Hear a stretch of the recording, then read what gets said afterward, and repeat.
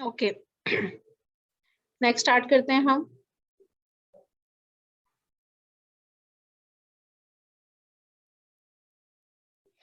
हाँ जी, पेशेंट है came with gestational amenorrhoea of 5 weeks with left sided ectopic pregnancy और सैक साइज है इसका 3 सेंटीमीटर, बीटा एचसीडी 1500 है। Her salpingectomy right sided done 2 years back due to ectopic, तो अब हमने उसको इंट्रामस्कुलर वही देना है, हमने पहले भी तकरीबन मिलता जुलता ही ये सिनेरियो है उससे। नेक्स्ट है जी 35 years की पेशेंट है, Gravida 5 para 4 abortion 0 comes to you with molar pregnancy and her previous pregnancy was term 8 week back and now beta HCG is 40,000 international unit. Ultrasound shows snowstorm appearance. Chest X-ray पे canal ball है और chemotherapy for her हमने उसको क्या देनी है जी, scoring करें इसकी।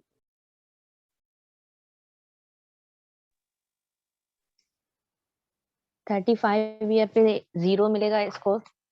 बिल्कुल सही, मोलर पे 0 मिलेगा जी।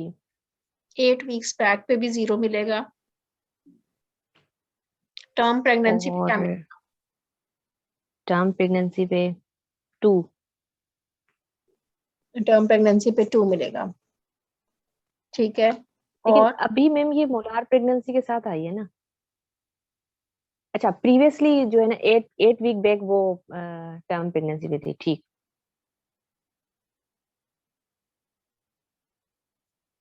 बीटा एचसीजी पे 1 मिलेगा। बीटा एचसीजी पे 1 मिलेगा नहीं, ये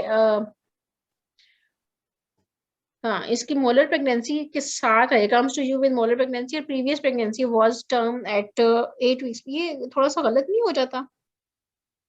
सिनेरियो थोड़ा सा गलत हो गया ना, मतलब 8 हफ्ते पहले अगर उसकी कोई टर्म प्रेगनेंसी थी तो वो अब मोलर प्रेगनेंसी के साथ तो नहीं आ सकती ना।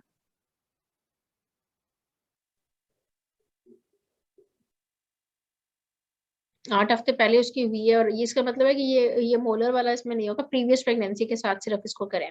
क्योंकि अगर ये मोलर है फिर तो हमने सक्शन इवैक्यूएशन ही करना है ना, पीछे पीछे जो मर्जी है, फिर तो और कोई ऑप्शन नहीं बनती अगर ये इस वक्त मोलर है फिर तो बेशक 40,000 है या कैनन बॉल अपेयरेंस है या कुछ भी है तो हमने उसकी सक्शन इवैक्यूएशन तो एक दफा करनी ही करनी है। और वैसे भी कैनन बॉल जो लंग है, लंग का 0 है स्कोर। सही मैम, ये टर्म प्रेगनेंसी होगी, नॉर्मल डिलीवरी है हुई है, उसके बाद ये सारी चीजें हुई हैं हाँ, ये सारी चीजें हैं, वो मोलर वाला को भूल जाए। लेकिन अल्ट्रासाउंड पे भी स्नो स्टॉर्म अपेयरेंस दी हुई है, मिक्स कर दिया इन्होंने।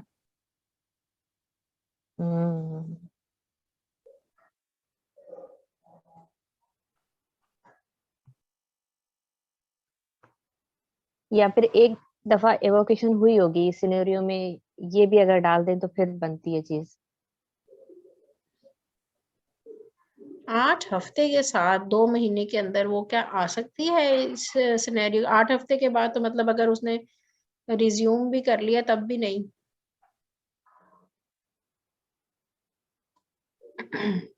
अच्छा, अगर इसके साथ करें तो हम सक्शन इवैक्यूएशन, अगर ऑप्शन होगी तो सक्शन इवैक्यूएशन करेंगे और अगर कीमोथेरेपी की बात करनी है तो हमने मिथोफोलिनिक एसिड ही देना है। क्यों? क्योंकि 40,000 के साथ आपने किया स्कोर 1 और नहीं, 40,000 के साथ आपने स्कोर इसको किया 2।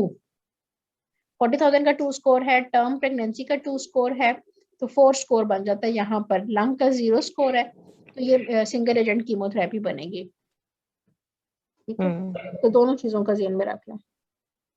According to new diagnostic criteria APLS जो है वो कितने वीक्स के बाद रिपीट होता है? इसमें ए ऑप्शन आएगी, रेज्ड जो है antiphospholipid antibodies readings 12 weeks apart, ये ए ऑप्शन है, ये बी नहीं है यहाँ पर। सही में, हालांकि ये भी है सही रिकरेक्ट, लेकिन जो चेंज आई है वो ए में आई है। पहले वो 6 वीक्स था गालबन और अब ये 12 weeks. Patient with GTN should conceive, वही 1 year आफ्टर कीमोथेरेपी, वो हमने बात कर ली थी। Patient came with history of miscarriage at 6 weeks, now came with low positive IgM and all other investigation जो है वो उसकी नॉर्मल है। तो हिस्ट्री ऑफ मिसकैरेज एक ही है तो हमने इसको फॉलिक एसिड देना है, कुछ नहीं करना. Patient with 3 days overdue came with pain and vaginal bleeding for next tender investigation of choice for definite diagnosis. तो बीटा एचसीजी इतना है तो इसमें हम लेप्रोस्कोपी करेंगे, ये भी सवाल हमने पहले किया है. Patient with ectopic pregnancy less than 3 centimetre, beta HCG इतना है, फीटल पोल नहीं है और कोई पेन नहीं है पेशेंट को, तो हमने उसकी एक्सपेक्टेड मैनेजमेंट कर सकते हैं.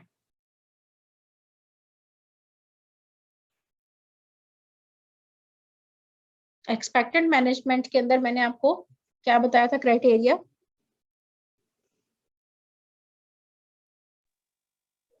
According to Dewhurst's page number 594, expectant के अंदर है कि पेशेंट क्लिनिकली स्टेबल हो, नो और मिनिमल एब्डोमिनल पेन हो, कोई एविडेंस ना हो सिग्निफिकेंट हीमोपेरिटोनियम का, और सैक साइज 3 सेंटीमीटर से कम हो, कोई कार्डिक एक्टिविटी ना हो, और beta HCG less than 1500 international unit हो.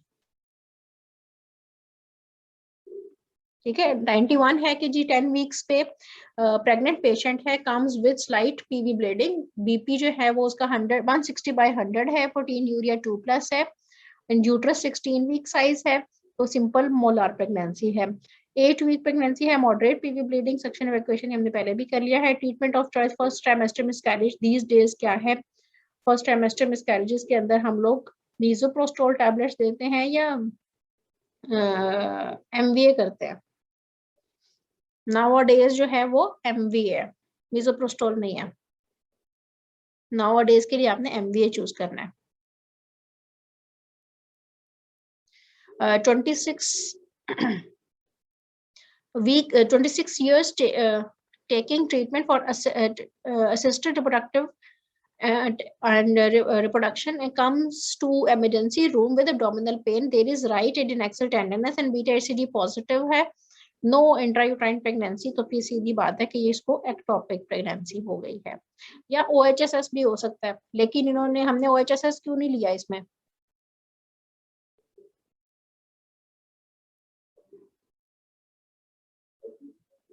हेलो, बीटा एचसीजी पॉजिटिव है इस वजह से. यस, बीटा एचसीजी पॉजिटिव है, प्रेगनेंसी है, तो हमने इसको OHSS इसलिए नहीं लिया. After how many days of ectopic pregnancy resection beta HCG जो है ना वो फॉल हो जाता है. अगर हम उसकी रिसेक्शन करते हैं तो कितने दिन बाद फॉल हो जाता है? ये कंट्रोवर्शियल सवाल है. 21 ही कहते हैं. हाँ 21 डेज ही ठीक है, 21 days. After laparotomy ectopic pregnancy beta hCG level to pre pregnancy level. Laparotomy किया आपने एक्टोपिक प्रेगनेंसी के लिए और ये प्री प्रेगनेंसी लेवल पे आ गया है. नहीं 168 आवर्स, तो 168 आवर्स में आ जाएगा. Is it? मैम ये दोनों सवाल कंट्रोवर्शियल है.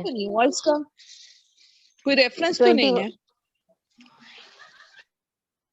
21 डेज कोई जो है ना आवर्स में करके 168 डेज कहा जा रहा है इसका कि ये यही किया जाए. नहीं 28 आवर्स कोई रेफरेंस नहीं है. खैर जरा 21 डेज, क्योंकि ये दोनों मिलते जुलते ही सवाल है ना मैम. वो डेज में पूछ रहा है और ये नहीं 21 को अगर हम आवर्स में कन्वर्ट करें तो 504 तो बहुत, तो फिर तो हाँ 504 आवर्स बनता है ना, फिर वो 168 आवर्स तो नहीं बनेगा.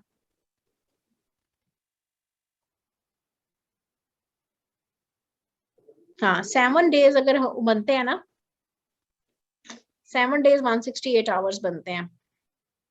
तो मैम इसमें अपर लिमिट को किया गया है ना. अब ये पता नहीं है इन चीजों का, लेकिन ये कहीं रेफरेंस नहीं मिल रहा है इन दोनों सवाल का. इन दोनों सवालों को नोट डाउन कर लेते हैं, मैं फिर आपको बताती हूँ. 95 और 96 ठीक है.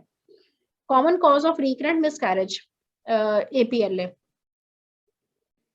अच्छा APLA है, बाकी इसके अंदर भी जो सारी वो कंफ्यूजन है ना कि ट्राइसोमी है, रॉबर्टसोनियन है, रेसिप्रोकल ट्रांसलोकेशन है, तो वैसे APLA है. अगर APLA ना हो और आपने इसी में से कुछ डायग्नोज करना है तो फिर आपने जो रेसिप्रोकल है उसको चूज करना है, ठीक है। सबसे ज्यादा होता है वो रेसिप्रोकल होता है, ठीक है।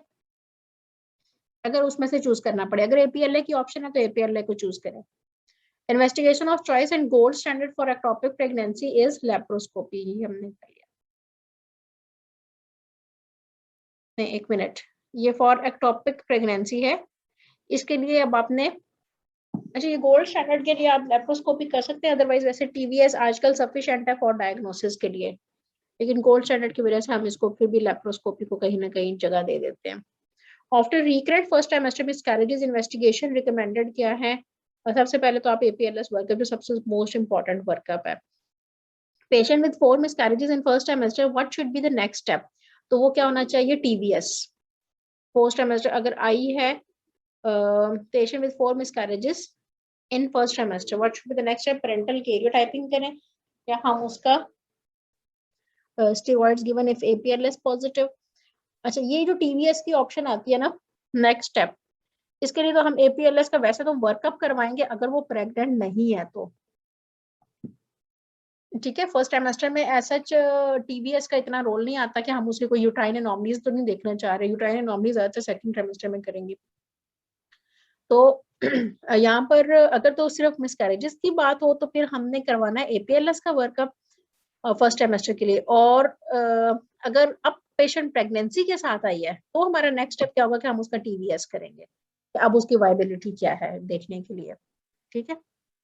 History of induced abortion, raised TLC, raised pulse and fever, which investigation is done to confirm diagnosis. Induced abortion के साथ सारी चीजों का क्या हम डायग्नोज करना चाह रहे हैं, कोई पेल्विक मैस देखना चाह रहे हैं, इसमें एब्सेस बन गई है उसकी, जो उसको फीवर भी है, टीएलसी भी ज्यादा, इंड्यूस्ड अबॉर्शन है, तो फिर इसलिए हम अल्ट्रासाउंड कर रहे हैं, ठीक है। 102 पे जी सही है मैम, इंड्यूस एबॉर्शन है, मतलब तो हम किया ये गया है ना इंड्यूस एबॉर्शन, तो परफोरेशन भी देख सकते हैं, कुछ किसी भी चीज के लिए अल्ट्रासाउंड बेस्ट है ना। बिल्कुल सही। अच्छा एक सेकंड होल्ड कीजिएगा जरा।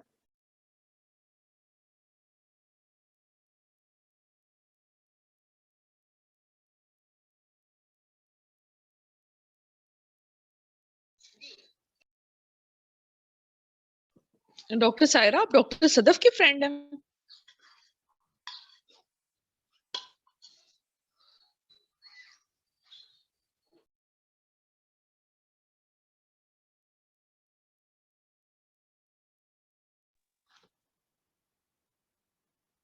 नहीं, डॉक्टर सदफ कहाँ से होती हैं? सोशल सिक्योरिटी में। साइमा अच्छा नहीं राशिद को नहीं नहीं जानती हैं आप? नहीं नहीं नहीं, अच्छा अच्छा, मैं डाव ओझा से मैंने ट्रेनिंग की है। आप कराची से हैं? जी जी, डाव ओझा से। आप? मैं तो लाहौर से हूँ। अच्छा अच्छा अच्छा, दुआ करें एक दूसरे के लिए। हाँ इंशाल्लाह। आप आप फर्स्ट टाइम रिटर्न दे रही हैं? जी जी जी। जी।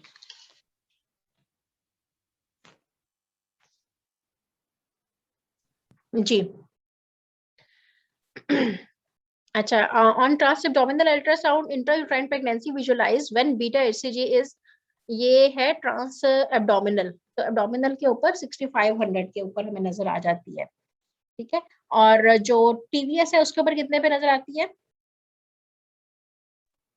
1000 पे। 1000 पे, ठीक है। तो ये वाला सवाल भी मिस नहीं होना चाहिए, बड़ा इजी सा क्वेश्चन है। Patient with amenorrhoea, mild PV bleeding, beta HCG 2000 and international unit per ml, method to diagnose viable versus non viable pregnancy। अच्छा इसमें बीटा एचसीजी के 2200 है, तो हम एक तो सीरियल बीटा एचसीजी भी कर सकते हैं और यहाँ पर प्रोजेस्ट्रॉन भी ले सकते हैं। प्रोजेस्ट्रॉन की क्या वैल्यूज होती हैं वायबल नॉन वायबल में? Greater than 15 I think viable होता है। 30 से कम हो तो नॉन वायबल है। 60 से ज्यादा अगर है तो वो वायबल है, और अगर 20 से कम है तो नॉन वायबल है, ठीक है। 20 से 60 के दरमियान जो है वो क्वेश्चन मार्क है।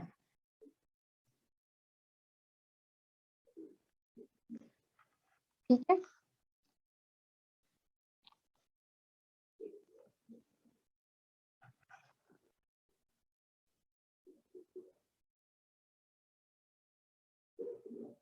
हाँ जी, ये आपका पेज नंबर है 368 और highest news price and start with registration and then plateau until 10 weeks, after which there is gradual increase until term. In the consumption cycle, are 2 to 4 nanomole per liter on the day of luteinizing hormone surge and rise to 27 nanomole per liter a week later. And term concentration around 200 से 600 होती हैं और cholesterol levels over 25 nanomole per liter are likely to indicate and levels over 60 nanomole per liter are strongly associated with pregnancies frequently shown to be normal, यानी कि normal लेकिन जो cholesterol below 25 nanomole per liter है in an embryonic pregnancies has been shown to be diagnostic of non-viable pregnancy. The concentration less than 20 nanomole per liter have a concentration of 93% and 4% for a spontaneous resolution of pregnancy of unknown location. तो क्या पता चला कि अगर 60 नैनोमोल से ज्यादा है तो इसका मतलब ये है कि स्ट्रांगली सजेस्टिव है कि ये नॉर्मल प्रेगनेंसी है, और अगर 20 नैनोमोल से कम है तो ये भी स्ट्रांगली सजेस्टिव है कि ये एक नॉन वायबल प्रेगनेंसी है। तो इस कंडीशन में हमें प्रोजेस्टेरोन हेल्प आउट कर सकता है। Why not TVS in question number 103? TVS beta TVS HCG को कम है। 1000 पे पता चलेगा ना। हाँ, कम से कम 1000 बीटा एचसीजी होता तो हम टीवीएस के बारे में बात करते। सक्सेस रेट ऑफ वो हमने ये कर लिया है कि इन फर्स्ट 24 आवर्स कितना है मीसोप्रोस्टोल का, तो यहाँ पर 95% था, पीछे 85% है। इसका मैंने आप लोगों से रेफरेंस शेयर करना है, इसको भी रहने दें 104 वाले को। Which method used these days for TOP? 95, 96 और 104। Which method used for these days for TOP in first trimester? अच्छा, these days वाला मैंने आपको बताया था कि आपने मैनुअल वैक्यूम एस्पिरेशन करनी है। अगर वो ऑप्शन में हो नहीं है तो फिर मीसोप्रोस्टोल ठीक है। Patient with 3 miscarriages, how suction क्यों नहीं? Why not suction curettage? Suction curettage अलग है, वो जो मैनुअल वैक्यूम एस्पिरेशन है वो और चीज है। लेकिन ना सक्शन क्यूरेटाज तो दूसरा भी होता है ना, जो दूसरा हम करते हैं, तो वो भी हो सकता है। मोलार के लिए करते हैं। हाँ, मोलार के लिए करते हैं। और लेकिन मैनुअल वैक्यूम एस्पिरेशन जो है वो नाउ डेज जो नई जो चीज आई है वो मैनुअल वैक्यूम एस्पिरेशन है, वो होता भी फर्स्ट ट्राइमेस्टर के लिए है। ठीक है, सही। One patient with 3 miscarriages, how to evaluate her, which investigation not to be done? ये हमने कर लिया HbA1c. Patient having had an axial mass of 2 centimeter with no cardiac activity. एक मिनट आसान हो जाए।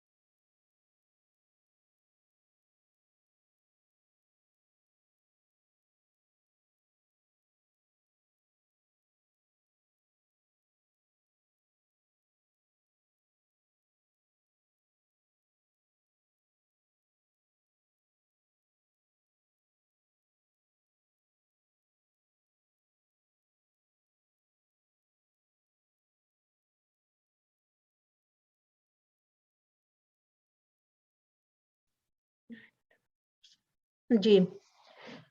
Patient having direction rest 2 centimetre, no cardiac activity, 1500 उसका beta HCG है, माइल्ड लोअर एब्डोमिनल पेन है 1 डे पे फॉर 1 डे, और तो हमने क्या देना है इसको, मिथोट्रेक्सेट ही देना है, ठीक है। और patient came with mild vaginal bleeding and lower abdominal pain with 5 into 5 centimeter right next mass. 5 weeks ही हमने कर लिया था कि incomplete miscarriage with cyst है। Incidence of chromosomal abnormality in hydros fetalis कितना होता है, ये 20%, इसको याद कर लें। और patient conceived with IUCD,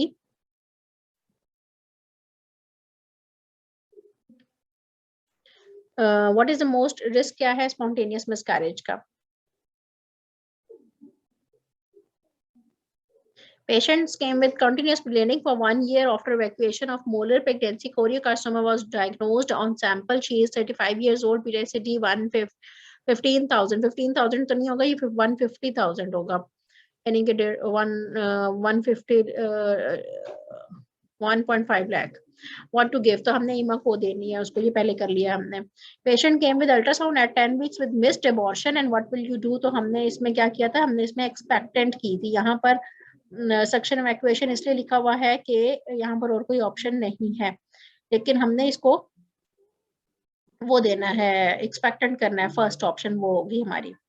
क्यों हम इमीडिएटली क्यों सक्शन इवैक्यूएशन कर दें उसकी, आखिर कोई ऐसी बात लिखी नहीं है ना कि जिसके लिए सक्शन इवैक्यूएशन हो।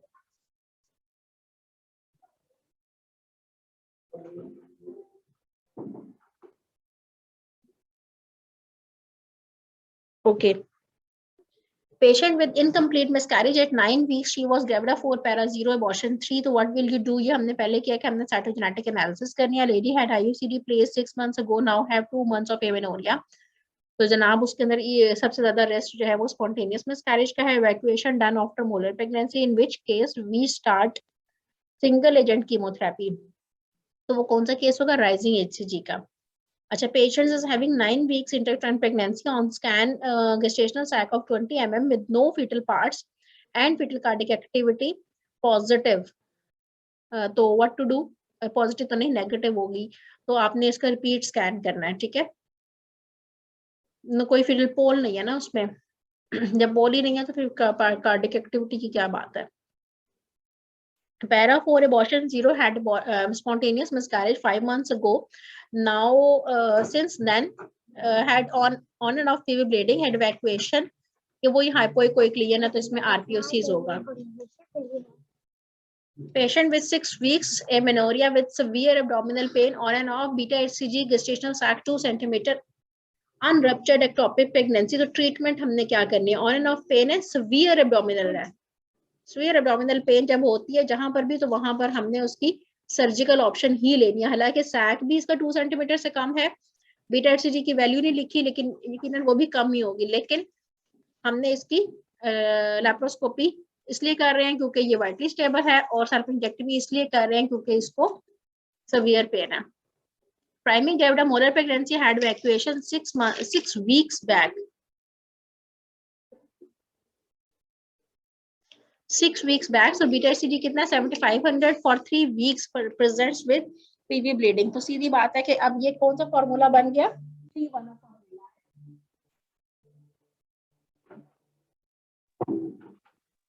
प्लेचू वाला 4 6, ठीक है।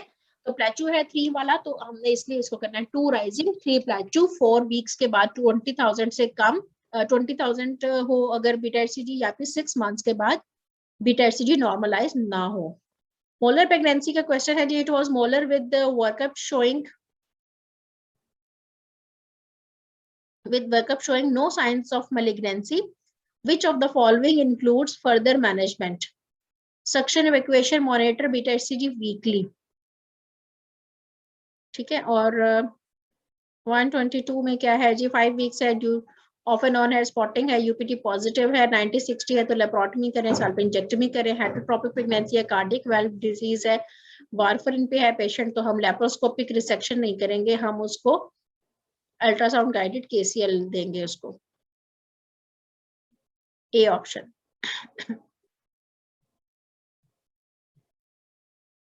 On 24 में क्या है जी, 35-year-old gravida 5 para 4 abortion 0 presents with profuse bleeding and she delivered at full term.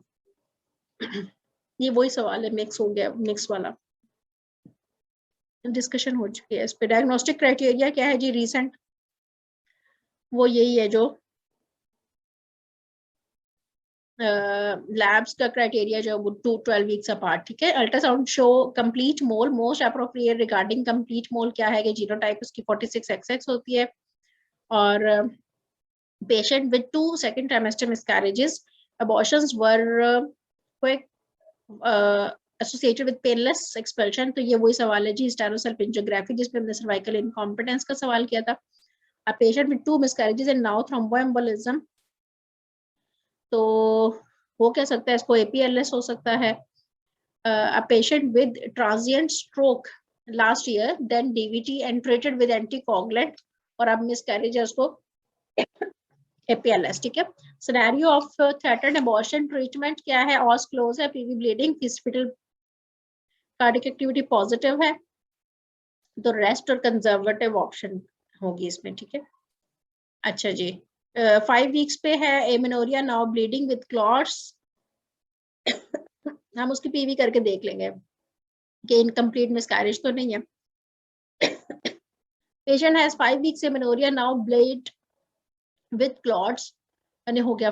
Patient with 12 weeks pregnancy on TVS, no fetal heart sound was found, placenta look like grape like structures हैं, तो फिर इसका मतलब ये है कि क्या foetus भी है वो भी है, तो दोनों पार्शियल मोल बन गया और वो होगा उसकी 69XXY, ठीक है। वो 45XX था, 46XX था कंप्लीट मोल और इसकी है 69XXY। Patient with ectopic pregnancy, what causes highest risk of ectopic pregnancy, तो PID, जो मैंने आपको बताया था कि एक एपिसोड के साथ 13% है और फिर 2 एपिसोड्स के साथ 39 है था शायद, और फिर 3 एपिसोड्स के साथ 79% है। और patient with 12 week pregnancy on TVS, no fetal heart sound was found, ये वही सवाल है। आगे आ जाए जी।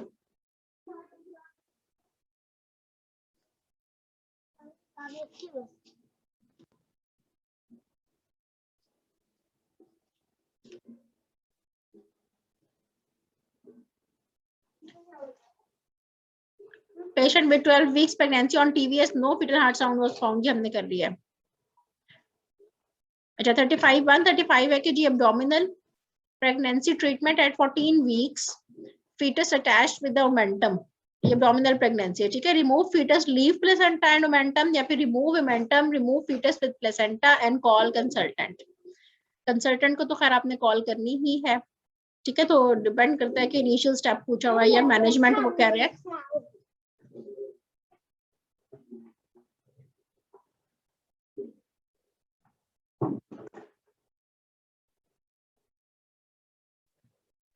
मैम यहाँ पे ए ठीक होगा, remove foetus, leave placenta and omentum, फिर उसके बाद मिथोट्रेक्सेट या कुछ इस तरह से। बिल्कुल सही। मोमेंटम की बात क्यों इसमें हाईलाइट की हुई है? मोमेंटम के साथ अटैच है ना, फीटस विद इस वजह ओमेंटम। से। लेकिन वैसे अगर मोमेंटम के साथ अटैच है तो फिर क्या हम रिमूव नहीं कर सकते? गट के साथ तो नहीं अटैच।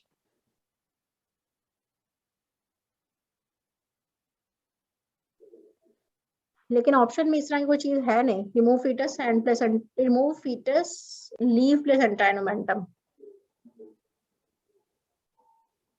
अगर एक उसमें हेमरेज ज्यादा आ जाएगा ना।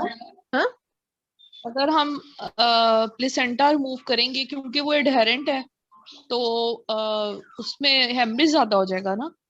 ये अगर तो वो सिर्फ इसलिए मोमेंटम के प्लेसेंटा, साथ ही, अगर तो वो सिर्फ मोमेंटम के साथ ही अटैच है फिर तो यू कैन रिमूव इट। अच्छा देखिए ना यहाँ पर इन्होंने कहा है, मोमेंटम कैसे हम निकाल सकते हैं? अच्छा सुने सुने सुने, पेज नंबर 377 है शॉज का। Treatment is laparotomy as soon as the diagnosis is made. This is not to be undertaken lightly. The objectives are to remove the fetus and to ligate the umbilical cord close to the placenta without disturbing it. The placenta is allowed to be absorbed if left alone. It rarely presents problems of bleeding or infection. The placenta should only be removed when surgeon is absolutely certain that total hemostasis can be achieved. Removal of the placenta is possible if it is attached to the ovary, broad ligament, and the posterior surface of the uterus. Attempts to remove the placenta from other intra-abdominal organs are likely to cause massive hemorrhage due to invasive properties of the trophoblast and the lack of cleavage plane. Adjuvant treatment with methotrexate along with selective arterial embolization has been recommended to stem the hemorrhage. Placental involution can be monitored by using serial ultrasonography and beta HCG concentrations, and potential complications of leaving the placenta in place include bowel obstruction, fistula formation, hemorrhage, peritonitis. And the literature reports on successful management of abdominal pregnancy laparoscopically and with systemic methotrexate. अच्छा, अब इन्होंने क्या कहा है कि कहां पर आप रिमूव कर सकते हैं प्लेसेंटा, वो है जगह removal of placenta is possible if it is attached to the ovary या ब्रॉड लिगामेंट के साथ या फिर posterior surface of the uterus के साथ, यहां पर हम रिमूव कर सकते हैं। ठीक है, बाकी उन्होंने किसी के साथ भी रिमूवल का नहीं कहा, तो फिर मेरा ख्याल है ए ऑप्शन ही बेस्ट है यहाँ पर। और इसकी डायग्नोसिस कैसे? डॉक्टर तो बस अगर पोस्टीरियर सरफेस ऑफ यूट्रस के साथ अटैच है तो क्या करेंगे हम? रिसेक्शन ही करेंगे ना? हाँ हाँ, रिमूव करेंगे प्लेसेंटा को, रिमूव कर सकते हैं, पॉसिबल है कि हम उसको रिमूव कर सकते हैं, लेकिन ज्यादातर वो तो पीछे गट के साथ और उसके साथ पोस्टीरियरली तो एडहेरेंट नहीं होगा। नहीं, एडहेरेंट क्यों होगा? पोस्टीरियरली तो यूट्रस के साथ अटैच है ना, गट के साथ तो नहीं अटैच। क्योंकि पोस्टीरियरली तो गट ही पड़ी होती है ना, तो नहीं, लेकिन वहां प्लेसेंटा पे यूट्रस के साथ अटैच है ना, प्लेसेंटा यूट्रस के साथ अटैच है ना, गट के साथ अटैच नहीं है। ठीक है ना, तो ये अकॉर्डिंग टू शॉर्ट ने कहा कि यहाँ पर पॉसिबल हो सकता है कि हम उसको रिमूव कर लें। ठीक है, molar pregnancy, now a mass on a vault, bleed to touch, no mats on examination, now what to do? Bleeding भी है और वॉल्ट पे मैस भी है, और जो हमने क्या पढ़ा था एक जगह पढ़ी थी मैंने आपको, लंग में बताया था, और साथ में दूसरे नंबर पे था विजाइनल मेटास्टेसिस, 2 सेंटीमीटर से ज्यादा की होगी तो वहां पर हमने करनी है। ठीक है, तो यहाँ पर भी हम कीमोथेरेपी ही देंगे उसको। मोलर प्रेगनेंसी आरपीओसीज प्लस और ब्लीडिंग 3+, तो आरपीओसीज के साथ बहुत ही इनकम्प्लीट सिनेरियो है। आपने पढ़ा होगा कि 5000 से कम अगर बीटा एचसीजी होता है तो हम उसकी रिपीट इवैक्यूएशन कर सकते हैं मोलर प्रेगनेंसी में। ठीक है, और a lady comes to gynae OPD for preconceptional counseling with history of 2 second trimester abortions. What is the next investigation you will advise? हम क्या करेंगे जी उसमें?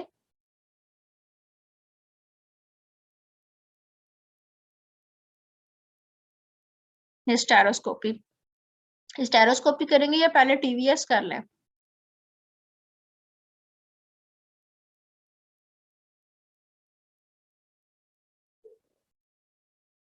सेकंड ट्राइमेस्टर अबॉर्शंस है ना, वो कुछ ना कुछ यूट्राइन एनॉमली सस्पेक्ट कर रहे हैं, तो इसलिए टीवीएस होना चाहिए आई थिंक। हाँ, टीवीएस पे भी पता चल जाती है। नेक्स्ट इन्वेस्टिगेशन आप टीवीएस कर सकते हैं, टीवीएस पे आपको पता चल जाएगा अगर कोई उसके अंदर सेप्टम होगा या कोई भी उसकी बाइकॉर्नर होगा या कुछ भी अगर यूट्रस का प्रॉब्लम होगा तो पता चल जाएगा। स्टेरोस्कोपी तो ज्यादा वो भी ठीक है, वो भी आप इनसाइड उसको देख सकते हैं। लेकिन स्टेरोस्कोपिकली एक तो इन्वेसिव वो प्रोसीजर हो सकता है, हो जाता है, तो पहले तो टीवीएस ही होना चाहिए। नेक्स्ट इन्वेस्टिगेशन, नेक्स्ट इन्वेस्टिगेशन है तो इट शुड बी टीवीएस। अगर बेस्ट होती तो फिर हम फिर हिस्टेरोस्कोपी की तरफ जा सकते हैं। हाँ बिल्कुल सही। 12 वीक प्रेगनेंसी मिस्ड अबॉर्शन है on scan 8 weeks CRL and cervix soft but closed, तो हम जी क्या करें? अब ये देखिए ये डिफरेंस आ गया ना आपके पास, डिफरेंस ऑफ गेस्टेशन 12 वीक्स और ऊपर से 8 वीक्स, तो हम यहाँ पर क्या करेंगे? हम सॉफ्ट भी है क्लोज है तो हम उसको MVA करेंगे यहाँ पर।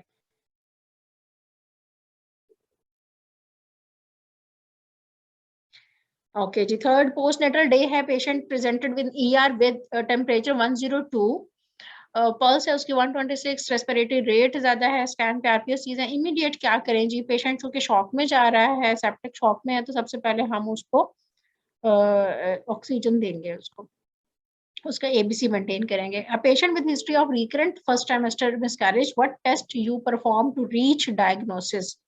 तो सबसे पहले तो हम एपीएलएस स्क्रीनिंग करना पसंद करेंगे। यहाँ पर मैंने आपसे कहा था कि अगर तो वो प्रेग्नेंट नहीं है तो फिर हमने उसका अल्ट्रासाउंड करना है, और अगर सॉरी अगर प्रेग्नेंट है तो अल्ट्रासाउंड करना है, और अगर प्रेग्नेंट नहीं है तो एपीएलएस स्क्रीनिंग करनी है। Patient have molar pregnancy 1 year back, suction evacuation done on beta-HCG surveillance, and slow decline now came with fits and brain mets। तो फिर इसका मतलब है कि हम उसका और 1 साल पहले हुआ है, ठीक है, तो इसके अंदर हम इमा को दें उसको। 1 साल का मतलब है 4 नंबर, और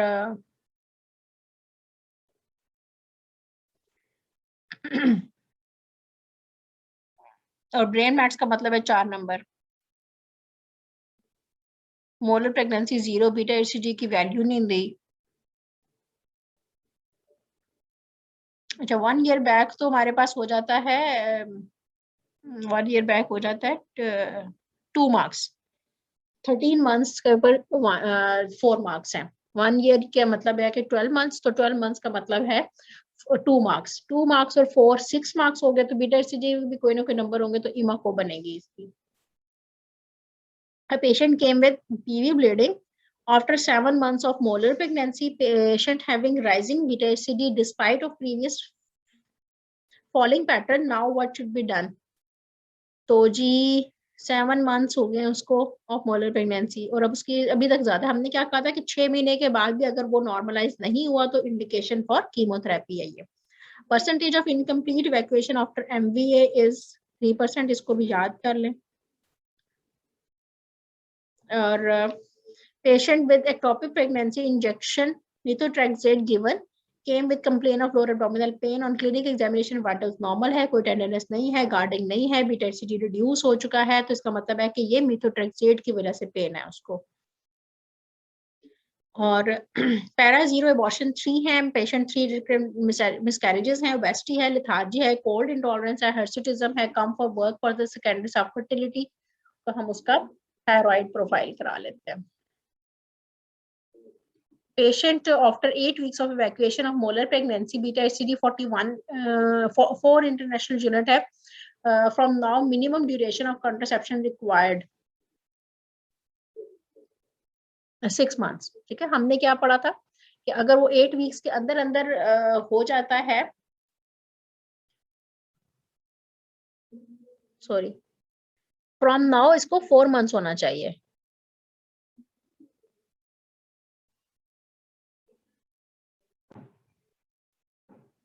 तो 12 मंथ